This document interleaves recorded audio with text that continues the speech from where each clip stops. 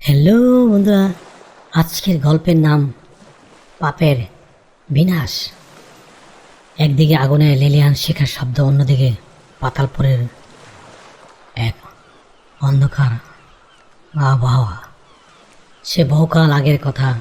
যীশুখ্রিস্ট যখন পৃথিবীতে এসে মানুষের মুক্তি আর ভালোবাসার কথা প্রচার করলেন, তখন নরকের সাম্রাজ্য ধস নামল। শয়তানের রাজত্ব কাঁপতে শুরু করলো। মানুষ একে অপরকে ভালোবাসতে শিখল, ক্ষমা করতে শিখল। নরক তখন খাকা করছে, কোনো নতুন শিকার নেই। হতাশ হয়ে প্রধান শয়তান এক গভীর ঘুমে তলিয়ে গেল।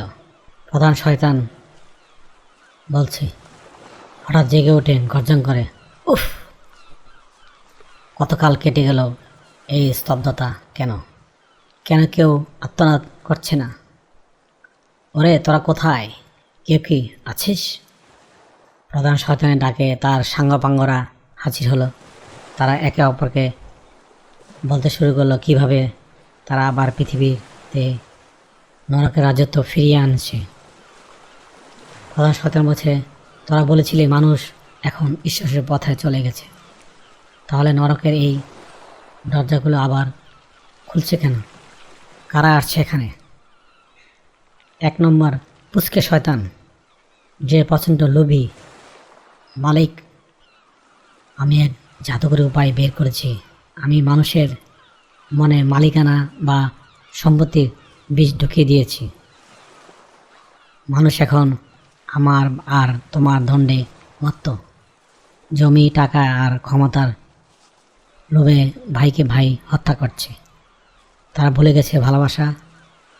এখন তাদের ঈশ্বর হলো টাকা। প্রধান শয়তান অট্টহাসি দিয়ে বলল, সাবাস, কিন্তু যারা ধার্মিক তাদের কি করলি? বিলাসিতার মত্ত দ্বিতীয় নম্বর পুচকে শয়তান বলল, মালিক, ধার্মিকদের জন্য আমার ফন্দি আরও মারাত্মক। আমি তাদের ধর্মকে কেবল আচার সর্বোচ্চ করে দিয়েছি। তারা বিশাল বিশাল গির্জা আর মন্দির বানাচ্ছে, দামি পোশাকে ধর্ম প্রচার করছে। তারা এখন আত্মার শান্তির চেয়ে শরীরের আরাম আর লোক দেখানো সম্মানের পিছনে বেশি ছুটছে। ধর্ম এখন তাদের কাছে একটি নিছক ব্যবসা বাণিজ্য। হিংসাপরায়ণ তৃতীয় পুচকে শয়তান বলছে, মালিক, আমি তো সবচেয়ে বড় খেলাটা খেলেছি।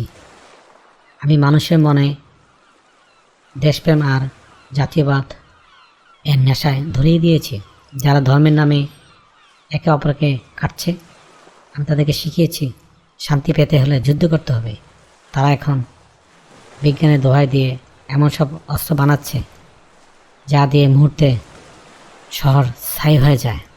প্রধান শয়তান উল্লসিত হয়ে বলল, অদ্ভুত, চমৎকার। তার মানে যিশু সেই প্রেমের বাণী মানুষ ভুলে গেছে। পুচকে শয়তান তিন, মালিক, তারা ভুলে নেই, তারা এটাকে বিকৃত করেছে। তারা এখন বাইবেল বা পবিত্র গ্রন্থ হাতে নিয়ে যুদ্ধ ময়দানে যায়। তারা মনে করে ঈশ্বর কেবল তাদের এই পক্ষে।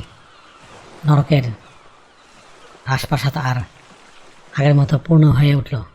শয়তানেরা হাসতে হাসতে লাগলো, কারণ তারা এখন সফল।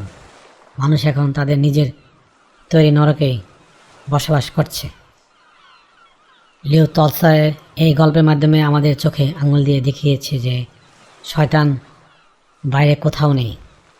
সে আমাদের লোভের মধ্যে, আমাদের মিথ্যা অহংকারের মধ্যে লুকিয়ে আছে।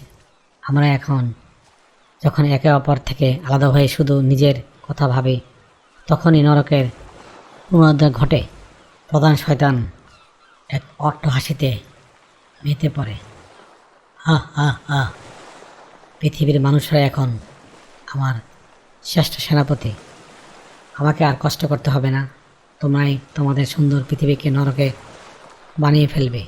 হ্যালো বন্ধুরা, আমাদের চারিপাশে ঘৃণা আর অশান্তি কি তবে আমাদের তৈরি করা নরক নয়? সময় এসেছে ঘুরে দাঁড়ানোর। শয়তানের এই পাপের বিনাশ তখনই সম্ভব যখন আমরা আবার নিঃশ্বাস ফেলে নিঃস্বার্থভাবে ভালোবাসা আর ক্ষমার পথে ফিরব।